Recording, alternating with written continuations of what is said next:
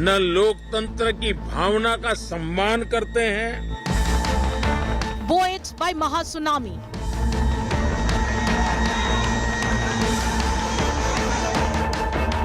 Prime Minister Modi goes all guns blazing. वो जनता की उम्मीदों पर कभी भी खरे नहीं उतरते हैं और परिणाम स्वरूप जनता को बार बार उनको रिजेक्ट करना पड़ रहा है।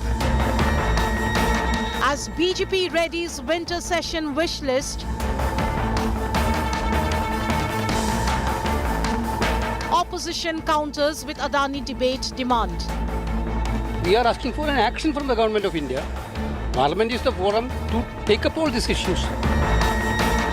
Winter session showdown, day 1. Top focus on 6 p.m. Prime. Good evening, you're watching 6 p.m. Prime here on India Today. I'm Akshita Nandagopal, and this Monday, winter session of Parliament has kicked off. And as expected, the opposition sticking to its demand of a discussion on the Adani bribe gate. And on the other hand, you had Prime Minister Modi setting the tone for the winter session, aggressively lashing out to the opposition, again reiterating that there must be a discussion, a debate, and not just non-stop disruption. We'll be getting your highlights of the Prime Minister's message, the opposition strategy, and much more. Let's begin with the headlines. Suspense builds over next Maharashtra Chief Minister. Chorus grows for Eknath Shinde within Shiv Sena. BJP MLAs root for Devendra Fadnavis, says he sacrificed the post earlier.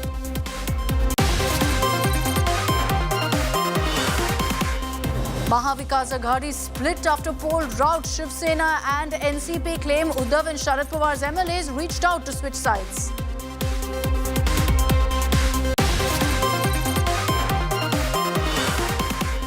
Big revelation over riots in Uttar Pradesh's Sambhal. Cops call it a pre-planned attack. SP MP and MLA's son booked. Akhilesh accuses Yogi of staging riots.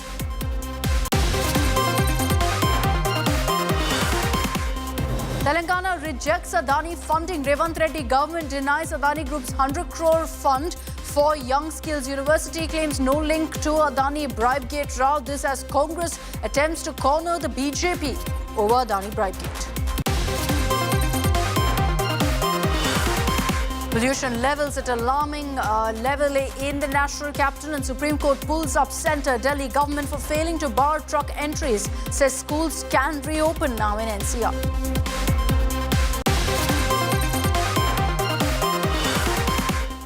And it's a sensational win for India at Perth. India decimates Aussies in first test script's biggest overseas win. It's a mammoth 295-run win for India. This is a tough place to play cricket and you will be put under pressure. The biggest positive for me was when we got out for 150, nobody in the dressing room was down because everybody was confident that if they back their own ability, we can also make an impact. Prime Minister Modi this morning, just 30 minutes before the winter session kicked off, with his customary address, opened up the space for a debate, for discussion, but also warned the opposition against disruption. It's a message that we've all become used to just before the start of any session of Parliament. But this time, Prime Minister Modi, buoyed by the Maharashtra election results, didn't hold back. If you do a comparison of how Prime Minister Modi spoke just before the budget session of Parliament, right after the Lok Sabha election results, when the prediction was for a BJP landslide win and that didn't happen, and you compare that to the speech given by Prime Minister Modi today, you see a significant shift in the language he uses, in his aggression, in also his body language. And that's clear because of the momentous sweep in the Maharashtra Assembly elections. Riding the high of Mahasунami, Prime Minister Modi walked into the first day of Parliament winter session, breathing fire at the opposition. जिनको जनता ने अस्वीकार किया है, वे संसद को भी मुट्ठी भर लोगों के हुड़दंगबाजी से, देश की जनता उनके सारे व्यवहारों को काउंट करती है और जब समय आता है तो सजा भी देती है। The focus on Narendra Modi's attack was the Congress and Rahul Gandhi. The Prime Minister taunted the Congress for losing nearly 90 elections since 2014. 80-90 बार जनता ने जिनको लगातार नकार दिया है, वे न संसद में चर्चा होने देते हैं, न लोकतंत्र की भावना का सम्मान करते हैं, न ही वह लोगों की आकांक्षाओं का कोई महत्व समझते हैं, उनका उसके प्रति कोई दायित्व है वो कोई समझ पाते हैं। और उसका परिणाम है वो जनता की उम्मीदों पर कभी भी खड़े नहीं उतरते हैं और परिणाम स्वरूप जनता को बार बार उनको रिजेक्ट करना पड़ रहा है। The big Maharashtra verdict has also given fresh momentum to Modi's Viksit Bharat mission. The Prime Minister hinted at his government's first big task. संविधान में वक्फ कानून का कोई स्थान ही नहीं है।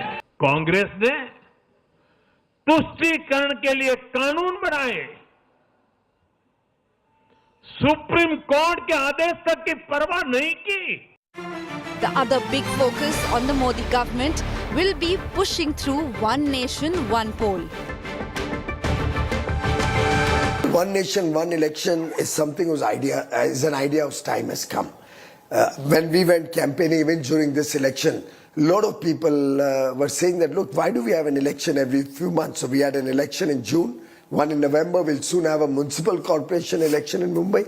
3 elections in less than a year's time. And I think the people gradually lose interest. And I think this is all a huge waste of manpower, waste of time, waste of money. For Rahul Gandhi and the Congress that scripted its worst ever performance in Maharashtra, the results calls for some serious overhaul in strategy. The resurgence of the general election has been exhausted. पहले नरेंद्र मोदी जी छाती फैला के आते थे, अब नरेंद्र मोदी जी ऐसे आते हैं। Post 2024, Rahul Gandhi has continued to expend his energies with attacks on the Adani Group, brandished the constitution and repeatedly warned that the BJP was endangering the constitution. एक है तो सेफ है, एक कौन है? एक नरेंद्र मोदी जी हैं, अदानी जी हैं, अमित शाह जी हैं। सेफ है तो कौन सेफ है? अदानी जी सेफ हैं। Prime Minister has already declared that the Maharashtra win was a victory of good governance and development. Modi and his government will now be going full throttle in that direction. Bureau Report, India Today.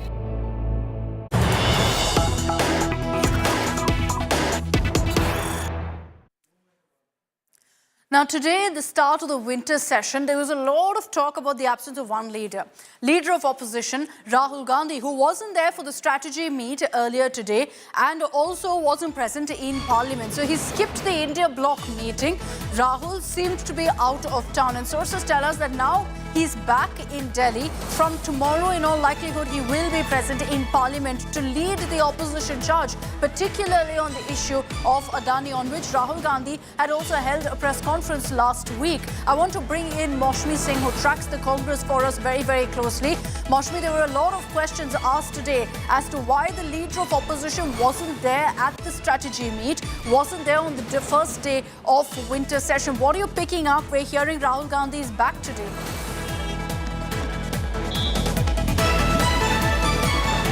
That's right, Akshita. Sources have confirmed that Rahul Gandhi came back today morning, and he will be also attending the Samvidhan program that is supposed to happen tomorrow on the Samvidhan Divas. So clearly, apparently, he had gone for personal reasons with Sonia Gandhi to apparently, we are told, Himachal Pradesh. Due to health reasons, Sonia Gandhi was advised by the doctors to stay away from the national capital, and for that reason Rahul Gandhi was not around for the past 2-3 days. He's returned today, and it was indeed a subject of attack by the ruling NDA, where he's in one of the very important posts as far as, representation of the opposition is concerned, as the leader of opposition, and today being the first day of the winter session of the parliament, and we are told that he will be attending the program tomorrow. Okay, so from tomorrow, Rahul Gandhi, as leader of opposition, will no doubt be taking it upon himself to lead the India bloc's attack on the government, particularly on the issue of the Adani bribe gate, which is something, of course, that's been a huge talking point also for the opposition, and they've made it very clear that's their strategy to take on the government also in this session. Thanks very much, Moshmi, for getting us all of those details. So we've told you essentially about what the Congress is planning to do here and how they want to raise the Adani bribe gate in the winter session of Parliament. But what about the BJP? The BJP has a winter session wish list, and among that you've got about 15 bills that they want to pass. Key in that is the passage of the Waqf Amendment Bill. It's expected that sometime next week it will be introduced, and that the government is going to try and push for its passage, even as the opposition has maintained that they want an extension of the JPC to continue discussions on the Waqf Amendment Bill. Discussion of one nation, one election. The government again wants to get things moving on one nation, one poll, and the way they see that happening is by starting off discourse on it. They want to start in this session. Besides that, also there is the fact that the Congress is raising the issue of the Adani bribe gate. The BJP has also been raking this up since last week, since the news of the US court's indictment against Gautam Adani.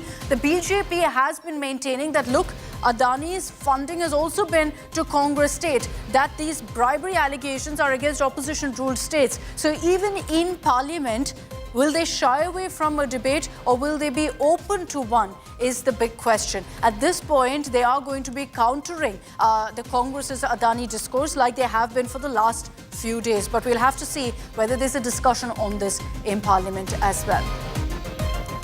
On the issue of Adani, however, the Telangana government has also backtracked, seemingly because for the Congress, this meant that they were on a back foot while attacking the BJP on Adani. Remember that the Adani Group has signed several MOUs with the Telangana government. One among that is that they also offered funds for the Young India Skills University. The Telangana government has rejected these funds, and in a significant move today has announced that the funding proposal of 100 crores from the Adani Group will not be accepted. You had Chief Minister Revant Reddy holding a press conference and saying that we reiterate we will not accept this money because we don't want any controversy and we want nothing to do with the entire bribery allegations. This is for the Young India Skills University, for which several corporates donate funds, and so did the Adani Group. Now, amid all of the ongoing controversies, and because the Congress essentially every time they raise this, including when Rahul Gandhi raised it, is always countered with the question of what about the MOUs that are signed with the Telangana government? What about the 100 crore funding that the Adani Group has pledged for the Young India Skills University in Telangana? Facing that controversy repeatedly, you've got Revant Reddy, the Chief Minister, today making it clear that they will not accept that money. क्योंकि Adani group से मैं किसी party के लिए, हमारे Congress party के लिए नहीं तो हमारे परिवार के लिए एक पैसा नहीं लिए. CSR corporate social responsibility funds हम अदानी से 100 crores in principle we have taken a letter. अभी तक एक पैसा भी हमारे तेलंगाना सरकार के खाता में नहीं आया. कुछ कम 3 लाख करोड़ रुपए बजट है तेलंगाना राज्य के, तो उसमें 100 करोड़ रुपए के लिए हम लोग इतना एलिगेशंस फेस करने का ज़रूरत नहीं है. तो कंट्रोवर्सी से दूर रहने के लिए हमारे राज्य सरकार ने ये निर्णय लिया हुआ है. हमारे ऊपर कोई किसी ने दबावट करने वाले नहीं है. किसी ने दबावट किए तो हम लोग सुनने वाले भी नहीं है. Okay, so that's the Congress essentially beefing up its attack on the Adani issue. Now, I mentioned how the BJP on their strategy is pushing for the Waqf Amendment Bill. What exactly is this bill about? What does it aim to choose from the existing Waqf Act? I explain. The Modi government has brought in an amendment to the Waqf Act to restrict the unfettered powers of the Waqf Board, the country's third largest landowner right now, after the Indian Railways and also after the armed forces. So much so that 27% property in Uttar Pradesh actually belongs to the Waqf Board. The Modi cabinet first approved a total of 40 amendments to the Act. This was on August 2nd. Now the changes are being rolled out via a bill in Parliament. Let's explain to you all that you need to know about the Waqf Act. Let's begin with the most basic question. What does Waqf mean? Waqf, derived from the Arabic word al-Waqf, means to hold, stop, be silent, restrain or obstruct. Now, Waqf is defined as a property that's given in the name of God for religious and for charitable purposes. To give you the exact definition, Waqf means the permanent dedication by any person of any property for any purpose recognized by the Muslim law as pious, religious or charitable. Now, the proceeds are typically used to finance educational institutions, graveyards, mosques, as well as shelter home. And we're listing that out for you as well. Now, as per Sharia law, once a land goes to Waqf, it simply cannot be reversed. And this is an important point. Notably, their land holdings have actually doubled. It's surged in the last few years. So since 2009, their land holdings have doubled. Let's tell you now about the origin of Waqf. Earliest references to Waqf in India can actually be traced back to the early days of the Delhi Sultanate, when Muhammad of Ghor, I'm sure you've heard of him, dedicated 2 villages in favor of the Jama Masjid of Multan. Now, in the coming years, several more Waqf were created as the Delhi Sultanate continued to flourish. Now, it started in 1923, when Muslims in India, in the Indian subcontinent, wanted their properties to be clearly defined, and the British brought in the Waqf Act. This is where it was born, essentially. It pertains to gifted or charitable institutions run by Muslims, including, of course, mosques and land that goes with it, as well as other lands left to the Waqf Board by their forefathers. Let's break down now for you the history of the Waqf Act itself, which I told you was brought by the British first. The Waqf Act was first passed by Parliament way back in 1954. Subsequently, it was repealed, and then a new version came to the fore. A new Waqf Act was passed in 1995, and this gave way more powers to Waqf boards. And then in 2013, this act was further amended to give much more far-reaching powers to the Waqf board to designate property as Waqf property. What are the functions now of Waqf boards? Let's break that down for you as well. It's not a single Waqf board in the country. Every state has a Waqf board that's headed by a chairperson. There are 1 or 2 nominees from the state government, Muslim MLAs, MPs. You've got Muslim members of the State Bar Council, Islamic scholars, all of them part of the Waqf boards. The Waqf board has powers under the law to go ahead and administer the property, to take measures for recovery of lost property, even sanction any transfer of immovable property. It's also been granted unrestrained power when it comes to registering properties. Now, let's tell you how much of properties actually belong to Waqf boards right now in the country. Almost 8,70,000 immovable properties are with Waqf boards across the country. 16,173 movable properties and over 3 lakh estates in more than 8 lakh acres of land, 3,56,031 to be exact. So what is the Modi government bringing in here? What are the amendments? Let's tell you about those point by point. Now, first, the amendment is proposing restructuring the Waqf boards. And this is an important one because the amendments aim to enhance inclusivity by ensuring women representation also on all Waqf boards. Secondly, the government has also said it will be mandatory for the Waqf board to register its property in the district collector's office. Essentially, this is being done so that the property can be evaluated. Now, all claims, the third point, all claims made by the Waqf board on properties will now undergo mandatory verification once this bill comes into effect. Now, as per the 2013 Act, the latest version of the Act, Waqf property cannot be challenged in any court of law. That too will now change. The opposition is up in arms against the proposed changes, as you've seen. The government claims the Waqf Act of 1995 was made under the garb of actually managing Waqf properties, but there were no similar laws for followers of other religions. The battle lines were drawn from the start, and that's why we're witnessing the fireworks that we are right now in Parliament.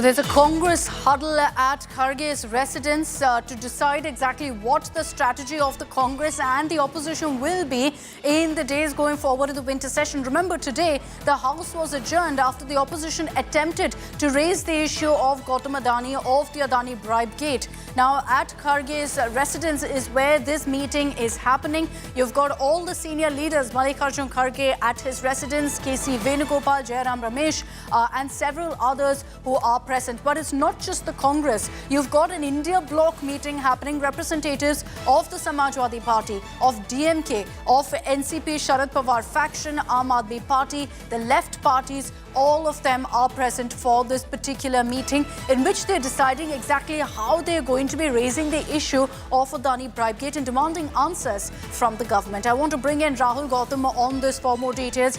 Rahul, it's clear right now that for the Congress, for the India bloc, their one-track focus for winter session is going to be seeking answers from the government on the Adani bribe gate. Well, you rightly pointed out that Congress party believes that the recent US indictment of Gautam Adani comes as a vindication of Rahul Gandhi, and they're now trying to create this narrative that how they've been saying this, that the current ruling suspension is shielding Gautam Adani while he's actually damaging the economy, trying to amass wealth from illegal means. Now we have to really understand that this is the second meeting of Congress party which is underway, wherein they are trying to chalk out a strategy as to how they're going to take on the government. You rightly pointed out Adani is going to be one major issue, but apart from Adani issue, and we've been informed that Congress and opposition MPs would be insisting upon to form a JPC to look into the matter. This has been a constant demand of opposition MPs. Other than this, we've been informed that Manipur issue will also be raised by a Congress party along with. So they want a debate on Manipur. They want the Adani bribe gate to be discussed, but on the issues that the BJP is raising, that the government plans to bring, like the Waqf Amendment bill, the opposition strategy is very clear. They're saying that the JPC should be extended. They're not ready for the current draft bill to be brought in its current form to the winter session. So expect tomorrow, when the winter session reconvenes, there will be a showdown. Tomorrow is Constitution Day, and so you're going to be seeing also a massive ceremony, a massive event taking place, which we'll track very closely here on India Today. Thanks very much, Rahul, for joining us with those details of exactly what the opposition strategy is. With that, I'm wrapping up this edition of 6 p.m. Prime. Thanks very much for tuning in. Coming up on the other side, Nikhil Naz joins you with all of the highlights of India's amazing historic win against Australia at Perth.